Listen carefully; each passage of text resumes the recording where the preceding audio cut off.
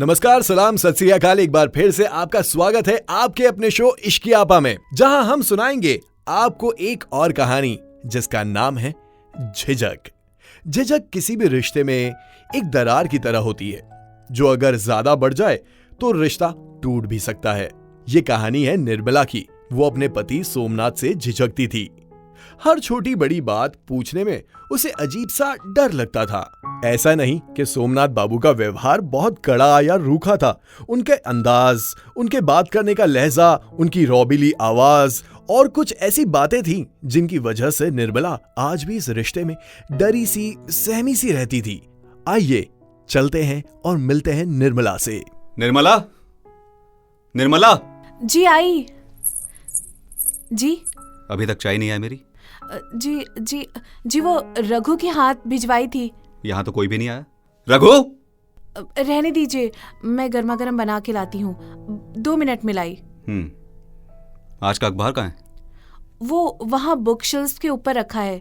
मैं देती हूँ। ये लीजिए। मेरा चश्मा भी देना। जी। निर्मला, ये कल का अखबार है। ओह सॉरी, वो जल्दबाजी में गलत अखबार उठा लिया। ये लीजिए आज का अखबार। वो वाला अखबार इधर दे दीजिए। कहाँ की जल्दबाजी रहती है तुम्हें? जी कहीं की नहीं। धीरे से और सलीके से भी काम किया जा सकता है। जरूरी है हर काम में जल्दबाजी ही हो? नहीं, वो जाओ चाय लेकर आओ। जी अभी लेकर आती हूँ। निर्मला चाय लेने के लिए किचन में चली गई और सोमनाथ आराम से कुर्सी पर बैठकर अखबार पढ़ने लगे। कुछ ही देर में निर्मला चाय लेकर वापस आई। जी चाय। हाँ, लाओ दो। किसने बनाई? जी मैंने बनाई है। अच्छी नहीं बनी क्या? अगर कहूँ अच्छी नहीं बनी है तो क्या करोगी? मैं दूसरी बना करके ले आती हूँ। नहीं, रहने दो, अच्छी बनी। मैं जाऊं? क्यों? थोड़ी देर मेरे साथ नहीं बैठ सकती? वो आपके लिए नाश्ता तैयार करना है, इसलिए पूछ रही थी। नाश्ता रघु भी तैयार कर सकता है। तुम्हें हर समय एक टांग पर चलने की जरूरत नहीं। अब पिछली बार रघु ने बनाया था तो आपको पसंद नहीं आया था, इसलिए अब तुम ही बनाती हो। तुम्हारी वजह से सर पर चढ़ गया है ये रघु। उसे पता चल गया है कि मुझे उसके हाथ का खाना पसंद नहीं आएगा तो तुम ही बनाओगी। जानबूझकर काम चोरी करता है। किधर है रघु? उसे सब्जी लेने बाजार भेजा है। बस मौका मिल गया उसे मटर गश्ती करने का। अब आएंगे जनाब 1-2 घंटे में घूमते फिरते। आपको कुछ चाहिए तो बताइए, मैं ला देती हूँ। नहीं, रहने दो। आओ थोड़ी देर बैठो साथ में। जी। तुम घबरा क्यों रही हो? नहीं, कुछ नहीं। तो बैठो। जी। बहुत दिनों से एक बात पूछना चाह रहा था, पूछूं? जी बिल्कुल पूछिए। तुम मुझसे डरती हो? जी। क्या तुम्हें मुझसे डर लगता है? जी हाँ, मेरा मतलब है नहीं। तुम अभी भी घबरा रही हो? नहीं, ऐसी कोई बात नहीं है। हमारी शादी को 6 महीने हो चुके हैं। मैं मानता हूं इन 6 महीने में बिजनेस के चलते मैं तुम्हें ज्यादा वक्त नहीं दे पाया, इसीलिए खुलकर तुमसे बात नहीं कर पाया। ऐसा क्यों कह रहे हैं? क्योंकि कहना जरूरी है। मैं जब भी तुम्हें आवाज देता हूं तो मुझे ऐसा नहीं लगता कि मेरी पत्नी मेरी आवाज सुनकर आई है।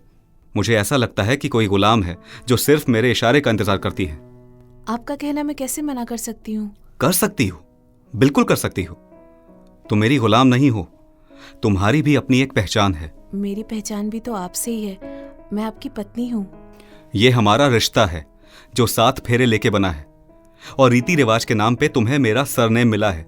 लेकिन अभी भी तुम निर्मला हो, जिसे तुम दबा सकती हो लेकिन खुद से अलग नहीं कर सकती। ऐसा सब क्यों कह रहे हैं? मुझसे कोई गलती हुई है क्या? तुमसे नहीं हुई, लेकिन कभी कभी लगता है कि मैं गलत कर रहा हूं। जब तुम मेरी एक आवाज पर दौड़ी चली आती हो, ना वक्त देखती हो, ना सोचती हो कि मैंने जो काम तुम्हें बोला वो तुमसे हो पाएगा या नहीं हो पाएगा। बस करने के लिए जी जान लगा देती हो, जो मुझे गलत लगता है। आपकी खुशी में ही मेरी खुशी है। अगर आपको कुछ चाहिए और मैं आपके लिए वो ना कर पाई तो? तुम सोचती बहुत हो, इतना मत सोचा करो। तुम जो भी काम करती हो उसमें एक झिझक दिखती है, एक डर लगता है।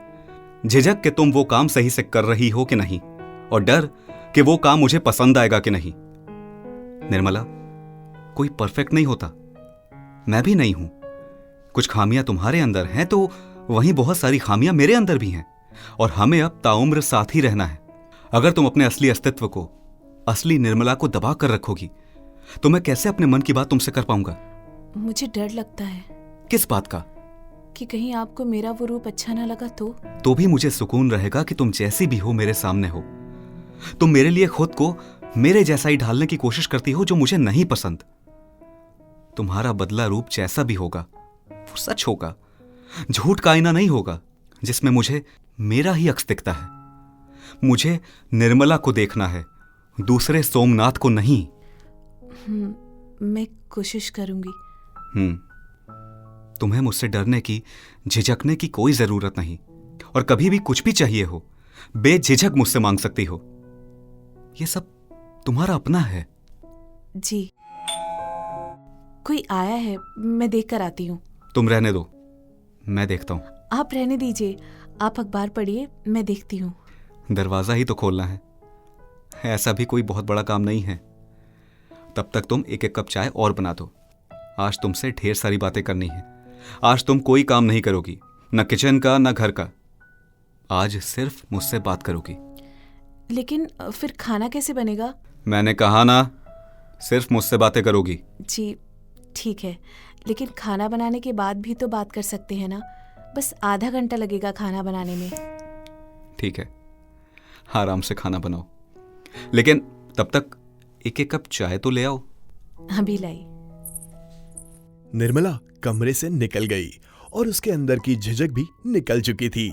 उसके चेहरे पर एक सुकून था, शांति थी और अपने पति के लिए दिल में प्यार और इज्जत। उसे नहीं मालूम था कि एक रिश्ते की नींव ऐसी छोटी छोटी बातों और चाय की चुस्कियों में ही छुपी होती है। गृहस्थ जीवन का एक सबक आज उसने सीख लिया था। आज के लिए इतना ही। अब हम लेते हैं आपसे विदा और एक बार फिर हाजिर होंगे लेकर एक नई प्यार की दास्तान आपके अपने शो इश्कियापा में। इमली, खट्टी मीठी बातें।